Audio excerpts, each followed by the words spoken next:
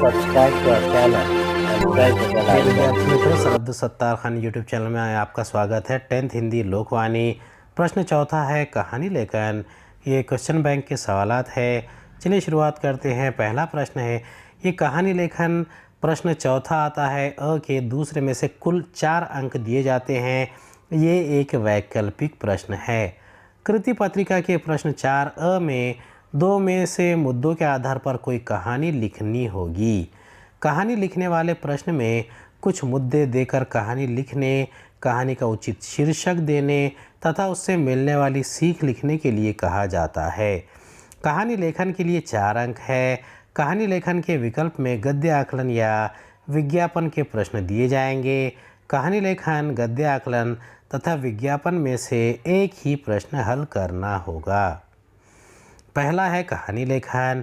निम्नलिखित मुद्दों के आधार पर 60 से 70 शब्दों में कहानी लिखकर उसे उचित शीर्षक दीजिए तथा सीख लिखिए।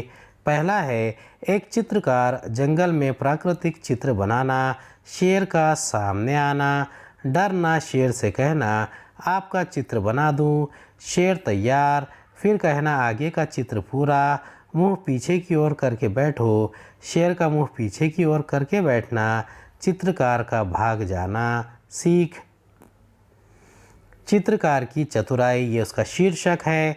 एक चित्रकार था, उसे प्राकृतिक दूरों वाले चित्र बनाने का शौक़ था, इसलिए यह प्राय जंगल में नदी के किनारे जाकर चित्र बनाया करता था। एक बार चित्र घने जंगल में चित्र बनाने चला गया। जंगल में एक जगह खूब हरियाली थी, रंग बिरंगे फूल खिले हुए थे। चित्रकार वहीं बैठकर चित्र बनाने लगा। तभी सामने से वहाँ एक शेर आ गया। शेर को देखते ही चित्रकार के होश उड़ गए।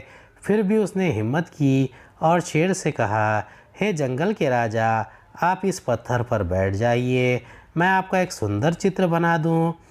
चित्र बनाने की बात सुनते ही शेर खुश हो गया और चित्रकार के सामने बैठ गया। चित्रकार देर तक शेर का चित्र बनाता रहा। कुछ देर के बाद वह शेर से बोला, महाराज, आपके अगले भाग का चित्र तो बन गया, अब आप मुंह उधर करके बैठ जाइए तो मैं आपके पिछले हिस्से का भी चित्र बना दूं। अपने पूरे शरीर का चित्र बनवाने के लालच में शेर पीछे की ओर मुंह करके बैठ गया। चित्रकार को काफ़ी समय लगातार देखकर शेर सुस्ताने लगा। चित्रकार तो इसी मौके की ताक में था। उसने चित्र बनाने का अपना सारा सामान समेटा और चुपके से वहाँ से 9-2-11 हो गया। इस प्रकार चतुराई से चित्रकार ने अपनी जान बचा ली। सीख, चतुराई से काम लिया जाए तो संकट को टाला जा सकता है।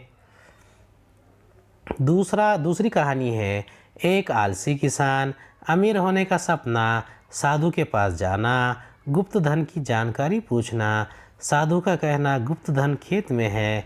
किसान द्वारा रोज़ खेत को खोदना, धन न मिलना, किसान का निराश होना, बरसात के दिनों में बीज डालना, अच्छी फसल, किसान के पास अच्छा धन। शीर्षक और सीख।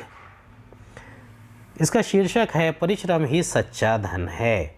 राम रतन नाम का एक गरीब किसान था। राम रतन के पास खेत भी कम न थे और किसी से ताकत भी कम न थी। ये गांव में सबसे गिरी दशा उसी की थी। न साल भर तक खाने का अनाज खेतों में मिलता और न परिवार वालों को ढंग से पहनने के वस्त्र ही मिलते। कारण था उसकी आलसीपन की आदत। दिन भर पड़ा पड़ा चारपाई तोड़ता रहता और अपनी तकदीर को कोसता रहता। एक दिन राम रतन ने अपने सपने में देखा कि वो बहुत अमीर हो गया है, उसके घर में बहुत धन दौलत आ गई है। पर नींद टूटने पर उसने अपने आप को पहले जैसा पाया। इस बीच गांव में एक साधु महाराज आए तो राम रतन ने उनसे अपने सपने की बात बताई और पूछा, क्या सचमुच मुझे सपने में देखा हुआ वो धन मिल सकता है?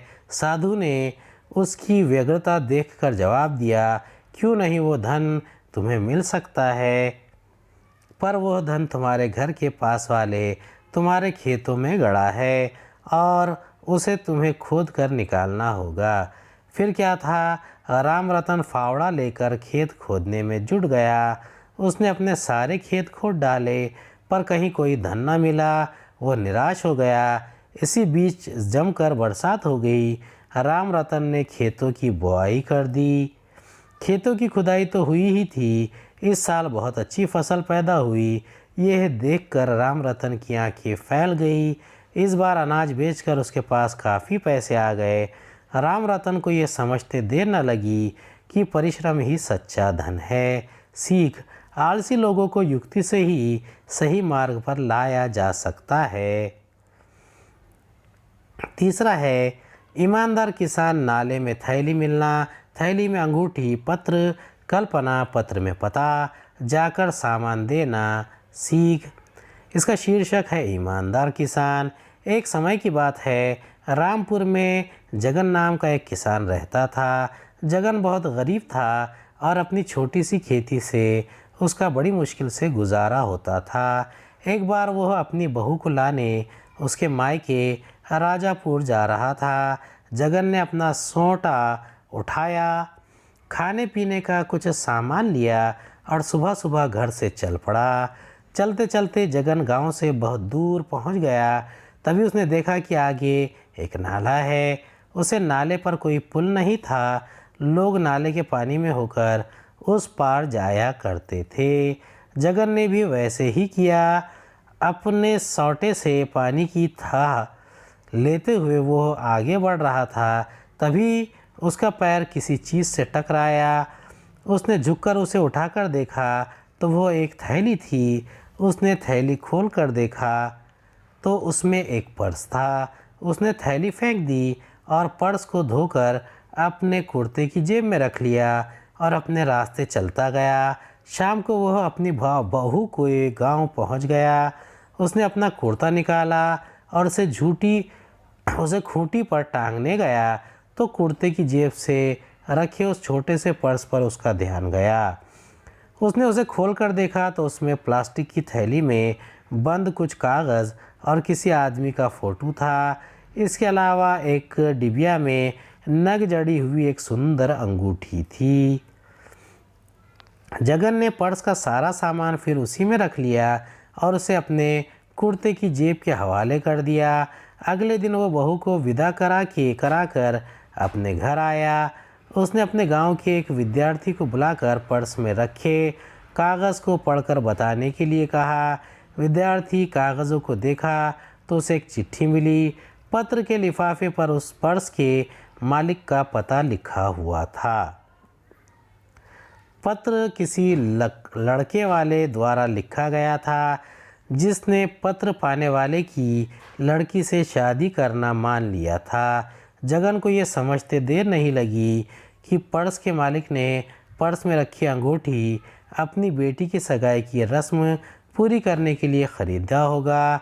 उसकी ये सामग्री नाले में गिर गई होगी। जगन ने अपना सोंटा उठाया और चल पड़ा पर्स के मालिक को उसकी धरोहर लौटाने। वह उसका अता पता खोजता हुआ उसके गांव पहुंचा और उसे पर्स में मिले फ़ोटो से उसे उस आदमी को पहचानने देर नहीं लगी। उसने उसका सारा सामान उसे सौंप दिया।